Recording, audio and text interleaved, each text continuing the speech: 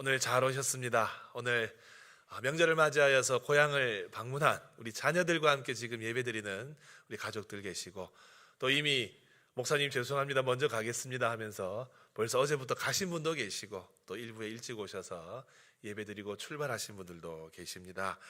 여러분, 명절을 맞이하여서 이 명절이 우리 모두에게 위로가 되고 기쁨이 되고 복이 넘치기를 축복합니다.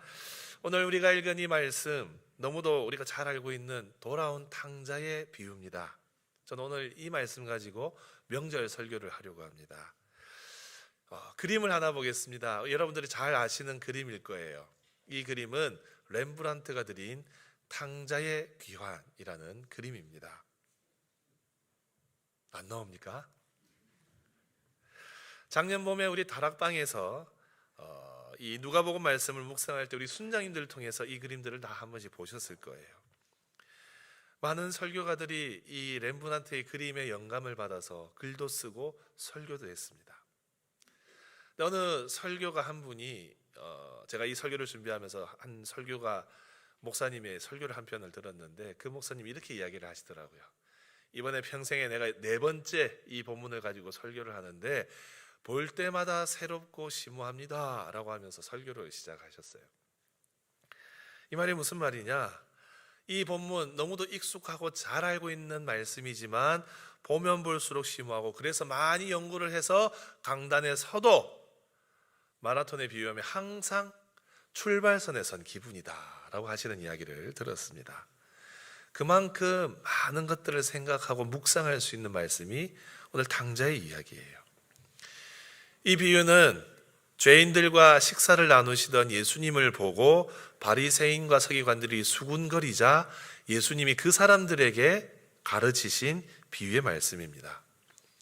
예수님께서는 3가지 이야기를 하세요. 하나는 잃은 양을 찾는 목자의 비유, 또 하나는 한 드라크마를 잃은 이것을 찾는 여인의 이야기, 그리고 마지막으로 오늘 이 돌아온 탕자의 이야기를 가지고 그들에게 교훈하셨어요. 이 3가지 이야기의 공통점은 하나입니다. 우리 하나님은 잃어버린 자를 찾고 기뻐하시는 하나님 되신다는 거예요. 여러분, 이것을 믿으십니까? 우리 하나님께서는 잃어버린 자를 찾고 기뻐하시는 하나님 되세요. 여러분, 오늘 이것 기억하면 오늘 설교 끝이긴 하지만 저는 조금 더 많은 이야기들을 하려고 합니다. 그래서 오늘 비유 속의 이 하나님, 이 아버지는 바로 우리 하나님 아버지세요. 집 나간 둘째 아들을 맞이하듯 우리가 회개하면 기쁘게 받아주시는 하나님. 저는 여기서 조금 더 한 걸음 나아가려고 합니다. 이 명절에 우리가 만날 가족들 사이에서 우리도 이 아버지 하나님, 하나님 아버지의 마음을 가지자 하는 거예요. 이 둘째 아들을 맞이하는 아버지의 마음, 그리고 첫째 아들을 대하는 이 아버지의 마음, 이 마음을 가지고 우리가 이 명절에 우리 가족들을 맞이하자는 거예요. 여러분, 이 하나님의 마음, 이 아버지의 마음 과연 어떤 마음일까요? 오늘 이 마음을 우리가 함께 우리의 삶에 적용을 하면서 이번 명절에 우리가 만나는 이 가족과의 만남, 축복과 기쁨의 잔치의 자리가 되기를 주님의 이름으로 축복합니다. 여러분, 제가 이 말씀 전하기 전에 한 가지 더 말씀드릴 게 있어요. 우리는 보통 이 말씀 둘째 아들이 아버지의 재산, 상속재산을 가져간 나쁜 아들로 알고 있지 않습니까? 실제로 성경의 배경을 이해하고 그 당시의 문화 속에서는 배은망덕한 아들이긴 합니다. 근데 여러분, 오늘은 이 선입관을 좀 잠시 내려놓았으면 좋겠어요. 그리고 우리가 예수님을 처음 믿었다 생각하고 이 성경 말씀을 처음 읽는다 생각하고 이 한글 성경의 말씀을 생각해 보면 좋겠어요. 그렇게 보면 이 둘째 아들은 배은망덕한 아들이 아니라 그냥 우리 집에 있는 평범한 자녀예요.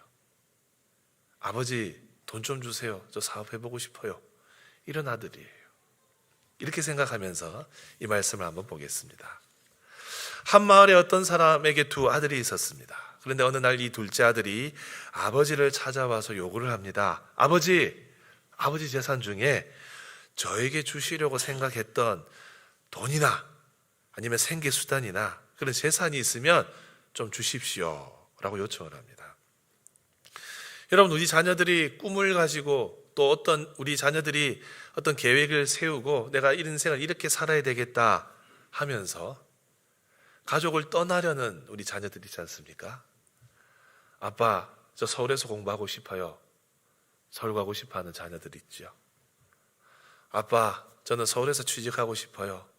그런 비전과 꿈을 가지는 그런 자녀들이 있으면 어떻게 합니까? 또 우리 부모님들 보내고 싶진 않지만 보내주는 것이 현실이지 않습니까? 여러분, 우리가 전주가 낳은 이 유명한 연예인이 한 명 있어요. 사진 한번 띄워주시겠습니까? 데프콘이라는 사람인데 아십니까? 예, 이 전주 출신 요즘 잘 나가는, 예전에도 잘 나갔지만 지금도 MC로서 대활약을 하는 이런 이 데프콘이라는 가수가 있습니다. 여러분, 안경 딱, 선글라스 딱, 라이방 딱 끼고 있는 거 보니까 범상치 않지요?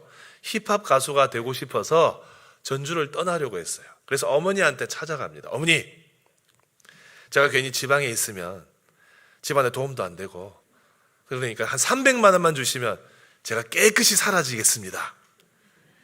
이렇게 어머니한테 말씀을 드리고 떠났어요. 또 어머니도 300만 원 쥐어줬고.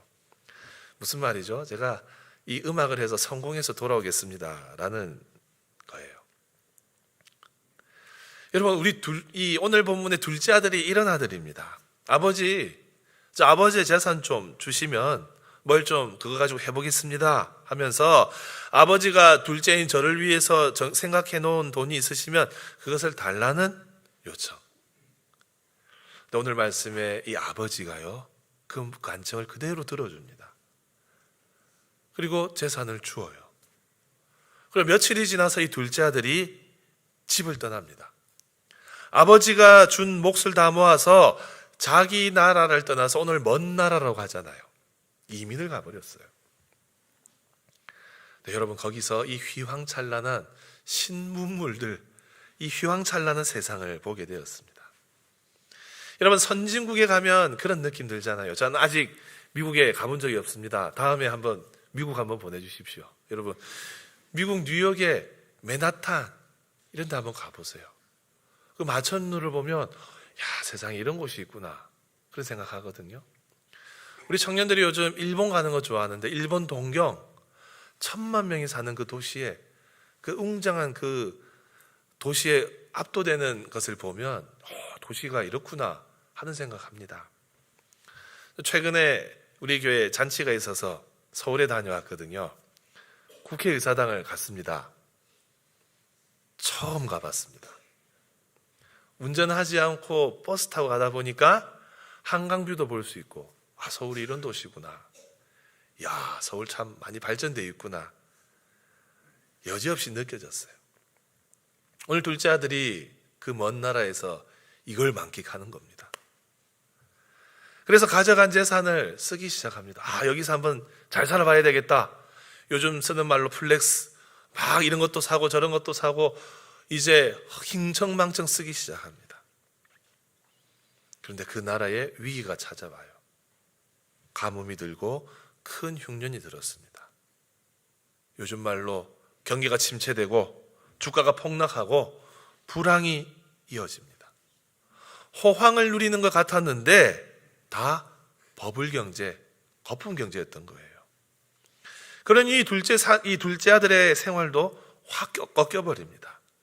자기가 가진 돈을 다 써버렸으니까 궁핍한 상태로 살게 되는 거예요.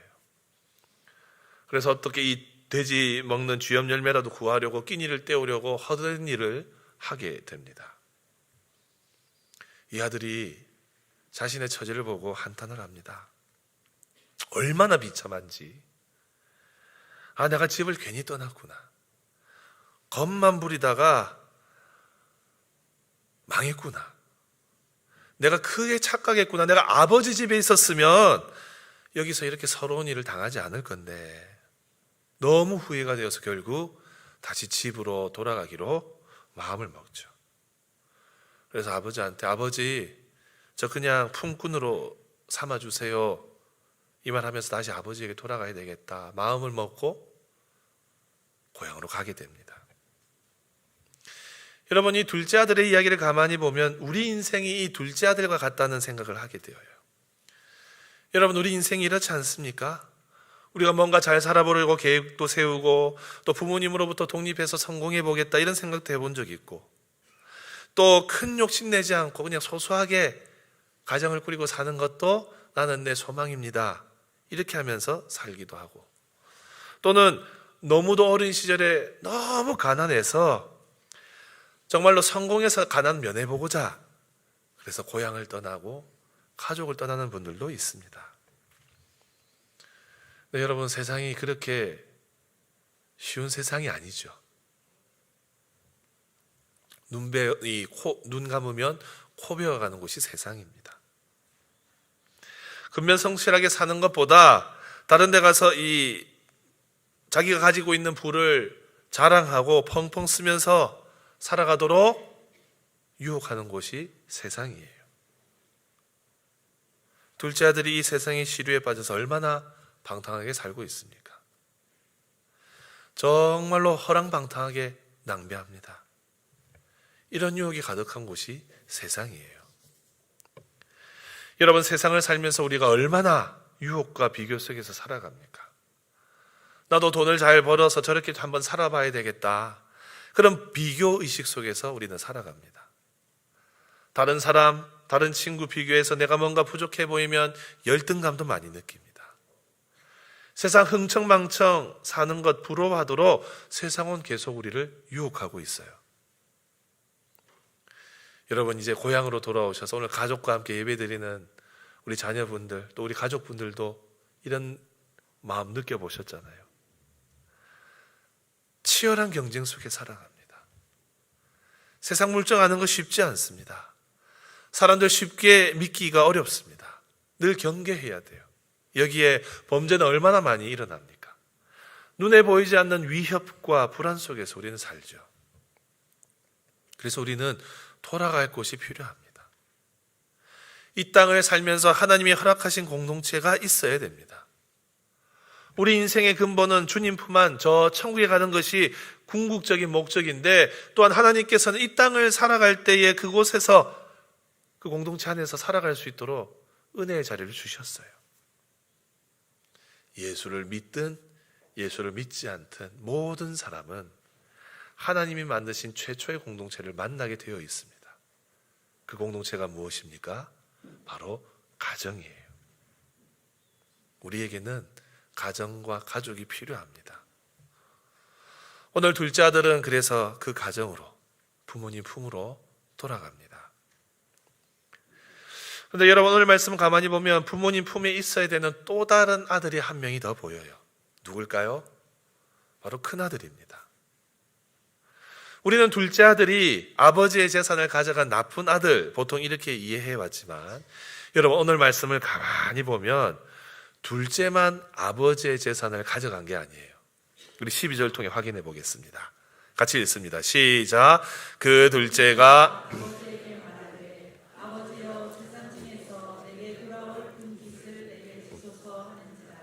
아버지가 그 살림을 각각 나누어 주었더니. 아멘. 여러분, 12절 마지막에 뭐라고 합니까? 그 아버지가 그 살림을 각각, 둘째 아들만 받은 게 아니에요. 큰아들도 받았어요. 근데 여러분, 따지고 보면 사실 작은 아들보다 큰아들이 재산을 더 많이 받았습니다. 그 당시 상속법에 따르면 우리가 90만 원의 재산이 있다 칠 때 큰아들은 60만 원 가져가고 작은 아들은 30만 원 가져가는 게 그 당시의 법이었어요. 상속으로 받았으면 큰아들이 더 많이 받은 겁니다. 근데 상속이 아니라 각각 그냥 절반만 나눠 가졌다 해도 큰아들이 더 많이 받았어요.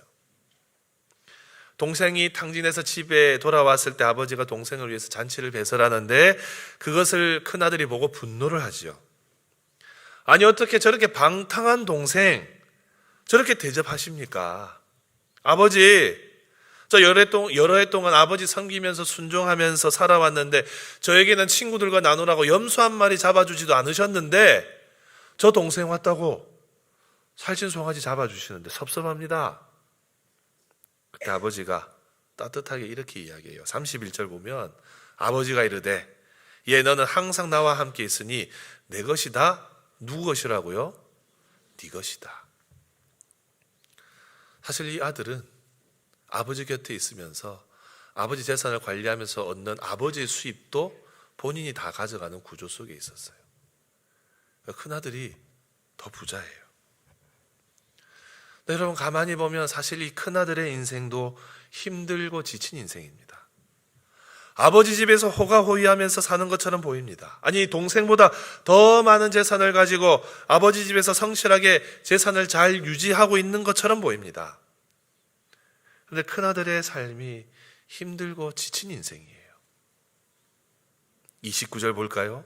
29절 상반절에 아버지께 대답하여 이르되 내가 여러 해 아버지를 섬겨 명을 어김이 없거늘 내가 여러 해 아버지를 섬기다.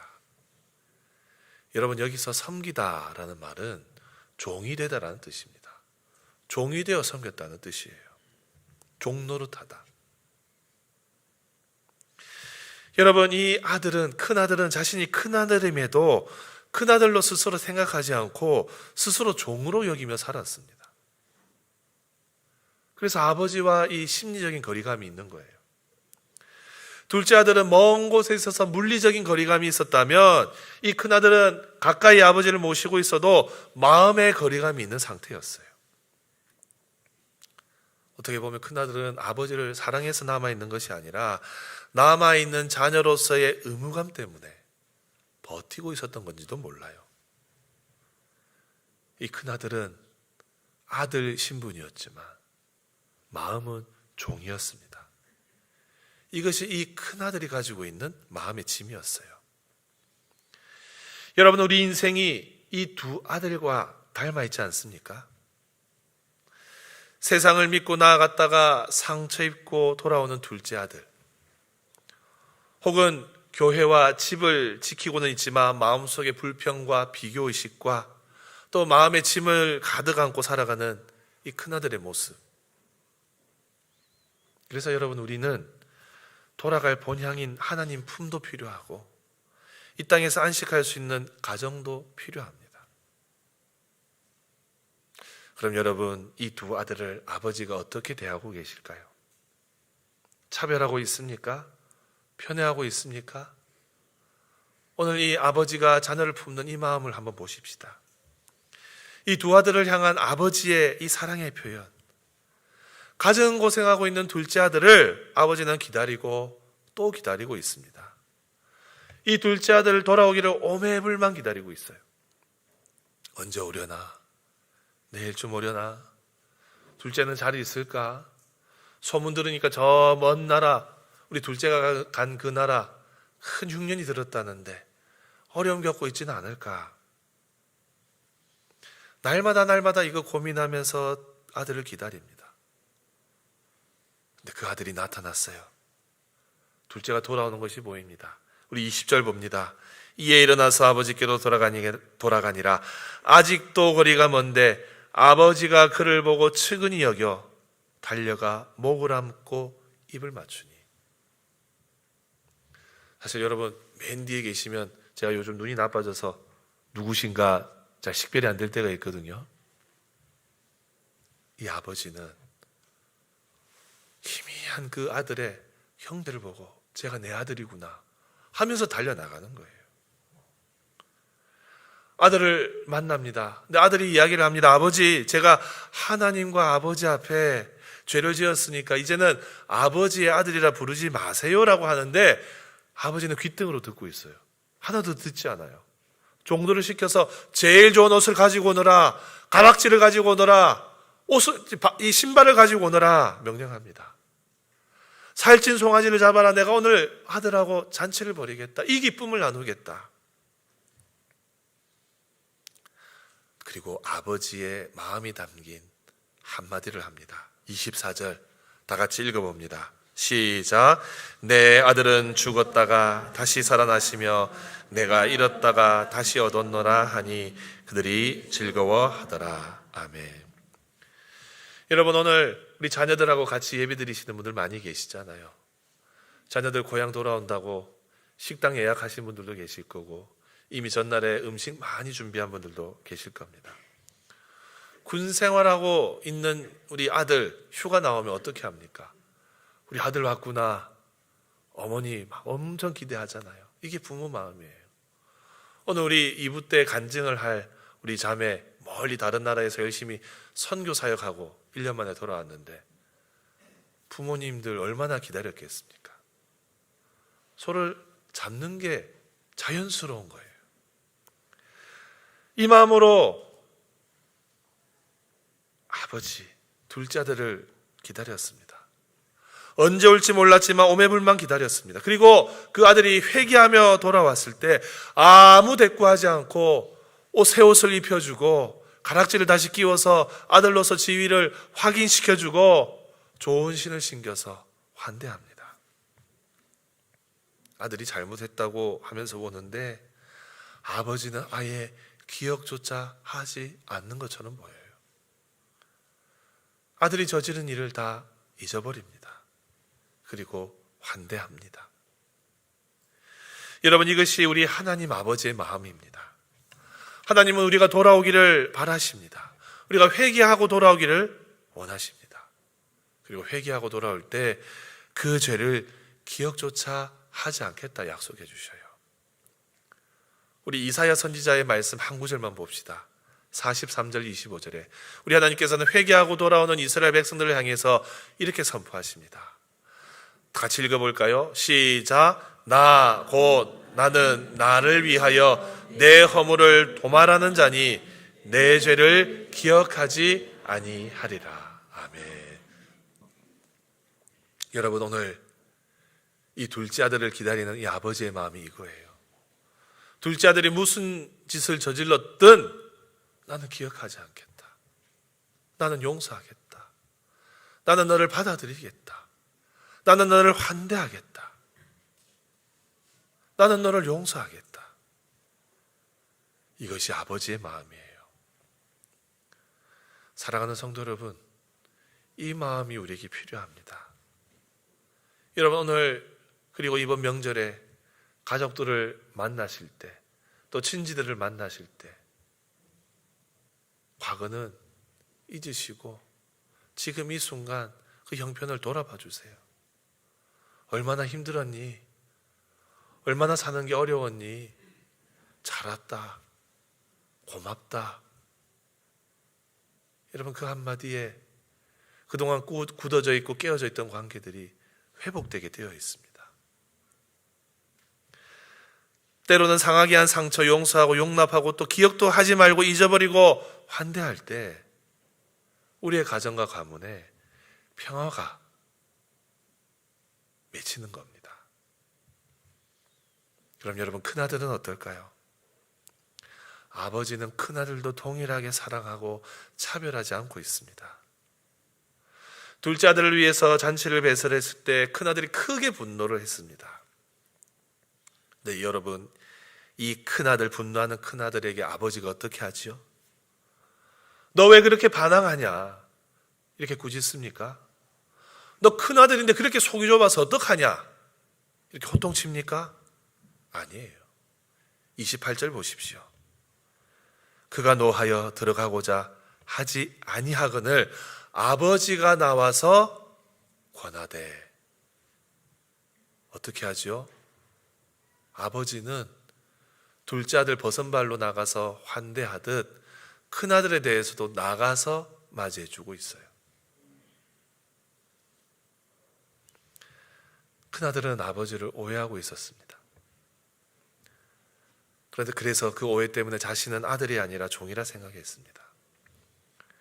그런 생각 속에 사로잡혀 살았어요. 큰아들은 이런 마음의 짐을 늘 가지고 있던 아들입니다. 하지만 아버지는 한결같이 대하고 있었어요.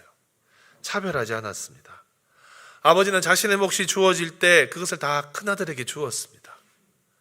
큰아들아, 너는 항상 나와 함께 있으니 내 것이다, 너의 것이다. 아버지는 큰아들의 서운함을 이렇게 풀어줍니다. 이것이 큰아들을 향한 아버지의 마음이었어요. 사랑하는 성도 여러분, 우리 하나님은 모든 사람들을 이처럼 한결같이 대하고 계십니다.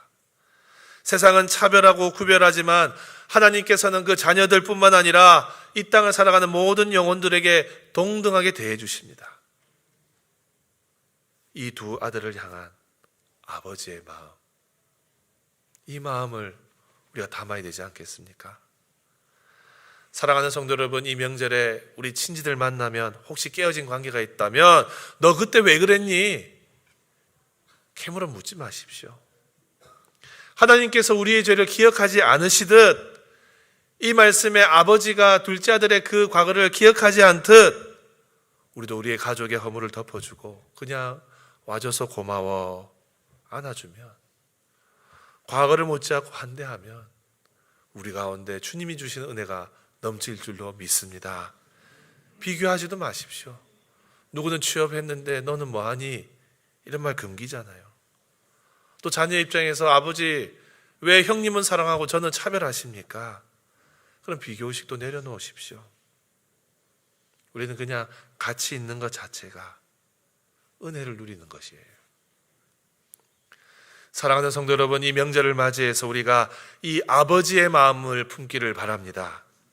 명절에 연례 행사처럼 모이는, 단순히 모여서 음식 먹고 헤어지는 그런 시간 아니에요. 적어도 우리 그리스도인들에게는 우리가 가는 그 가족들 속에 피스메이커가 될 사명을 가지고 있고, 그래서 오늘 말씀은 그래서 우리가 환대하는 사람, 인내하는 사람, 용서하는 사람들이라고 도전하고 있습니다. 이 아버지는 죽었다가 살아난 것 같은 이 둘째 아들을 위해 잔치를 배설했고, 큰아들에게도 너도 같이 하자 초대하는 것처럼 우리가 인내하고 용서하고 사랑하는 우리의 가정의 자리가 하나님께서 베풀어 주시는 축복의 자리가 저는 될 거라고 믿습니다. 우리가 이 아버지의 마음을 품을 때, 인내하고 용서하고 환대하고 살아갈 때 우리가 맞이하는 이 명절은 기쁨의 잔치가 될 것입니다. 만나는 형제자매들, 가족들, 자녀들, 손자녀들에게 따뜻한 말 한마디 건넬 때 바로 그 시간이 하나님의 은혜를 경험하는 시간이 될 것입니다. 여러분, 부모님 뵐 때 사랑과 공경으로 뵈십시오. 혹여 불편한 관계가 있는 친지들을 만날 때 이번 명절만큼은 그거 잊어버리고 환대해 주십시오. 바로 이 아버지처럼요. 그럴 때에 우리 자녀들, 우리 가문이 천국을 경험하게 될 것이고 기쁨과 즐거움이 넘치는 우리의 가정이 될 줄로 믿습니다. 이 명절에 이 아버지의 마음으로 천국을 경험하시기를 주님의 이름으로 축복합니다.